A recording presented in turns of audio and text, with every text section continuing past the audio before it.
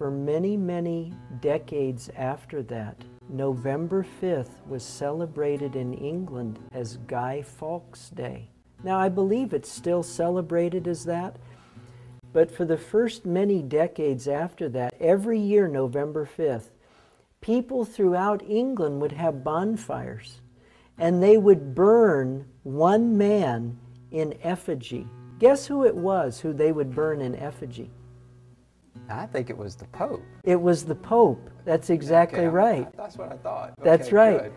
But you know what? Over the course of time, and because of Jesuit influence in England, they don't burn the Pope November 5th anymore. It's probably a hate crime now, and they'll probably arrest you if you do it now in this country. Oh, it would be, Steve. That's where we've come to. Absolutely. Absolutely.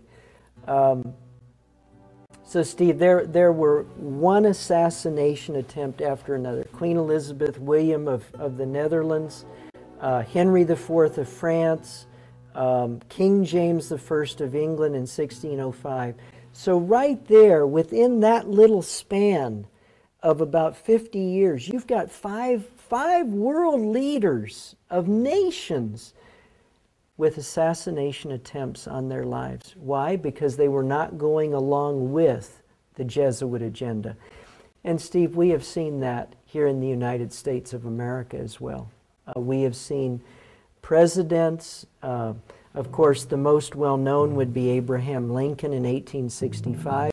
John F. Kennedy in 1963. He was killed because he was not following Rome's agenda for America. William Henry Harrison in 1840. Andrew Jackson was in 1835. There was an attempt on Jackson's life. Absolutely, on Andrew Jackson. He stopped the bank. He killed the bank. Right. And when I say the bank, the push for a national central bank. Absolutely, Steve. And the guy who tried to kill him, Richard Lawrence, he tried to do that in 1835. Zachary Taylor in 1850. Taylor wanted to preserve the Union, wanted to preserve the United States. The Jesuits were trying to split it in half by, in the 1840s into the 1850s. They finally got their way in 1860. And that's a good point. The entire war between the states, the war of federal aggression, whatever you wanted to call it, was a Jesuit concoction to divide America and bring down this constitutional republic. There's no question, Steve. And the documents that are out there, it's just overwhelming. One man, after the assassination of Lincoln, who was on the military commission that tried the assassins of Lincoln, it was a conspiracy, Steve, to not only kill Lincoln, but to kill Andrew Johnson, the vice president, to kill William Seward, the Secretary of State, and also to kill Ulysses S. Grant, who was the head of the Union forces. Well, the military commission that tried the assassins of Lincoln, they found out that almost all of them were associated with the Roman Catholic Church.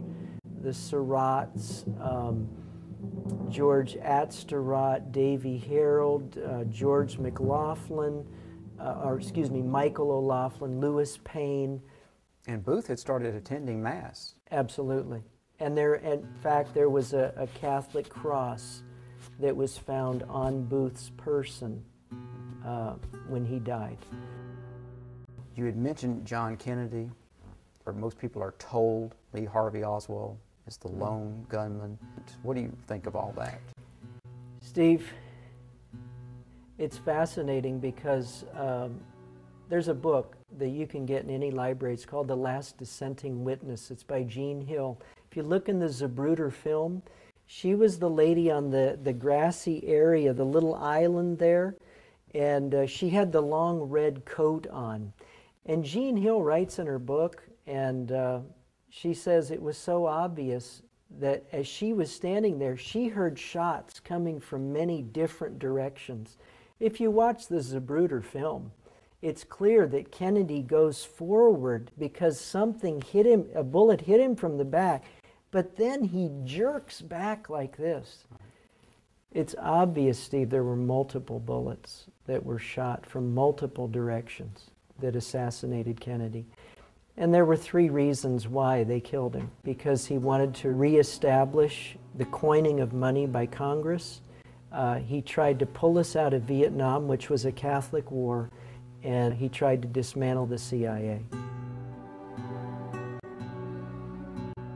In 1984, after 170 years of cutting the ties of U.S. Vatican diplomacy, Ronald Reagan sent an ambassador to the Vatican. The reason why an ambassador had been cut off from Rome in 1867 was because the military commission that tried those who killed Abraham Lincoln were found to be Roman Catholics. And so the U.S., in protest, withdrew their ambassador from Rome. Well, 117 years later, 1984, Ronald Reagan sends an ambassador to Rome. If you remember, when Ronald Reagan died, sometime within the last few years, there was a high requiem mass that was given for Ronald Reagan. A high requiem mass is only given for those who have done special service for the Roman Catholic Church. Ronald Reagan was honored in his death by Rome. And I think we've seen Clinton, former President Clinton, at Mass, and also George Bush at Mass. And I don't think you can be partaking of communion unless you are Roman Catholic. Do you have any thoughts on that? Steve, I don't think you're allowed to take the communion in the Catholic Church unless you are a Roman Catholic. So we have some closet Catholics. No doubt about it. No doubt. The only reason, Steve, that Clinton never came out, even though he went to Georgetown, which is the preeminent Jesuit university in Washington, D.C., and the only reason George Bush didn't come out, when he made his vow and entered the Order of Skull and Bones at Yale, he had to bow before the leader of Skull and Bones at Yale. He had to bow before somebody who was dressed up like the White Pope, and he had to bow down before a man who was dressed up like the Jesuit general. George Bush sold himself when he was at Yale, and the only reason he didn't come right out and say, "I'm a Catholic," is because it would have upset people, and it would have spilled the apple cart. This way he could do exactly what Rome wanted him to do, and nobody would think twice. If Jesus Christ does not return and take us back to heaven, we are entering, Steve, another dark age. That's where this world is going. It's to another dark age. But I believe that God's not going to allow that. The papacy had their chance, and they failed through the Dark Ages. This time, before it can go too far, Christ will come. And those who have embraced Him as their Savior and Lord, He will take them to heaven. Well, I want to thank you, Bill, for being with us today, letting us come into your church here in Umatilla, Florida. And let me just say that we'll be joining you again next week with another documentary or production. Until then, God bless.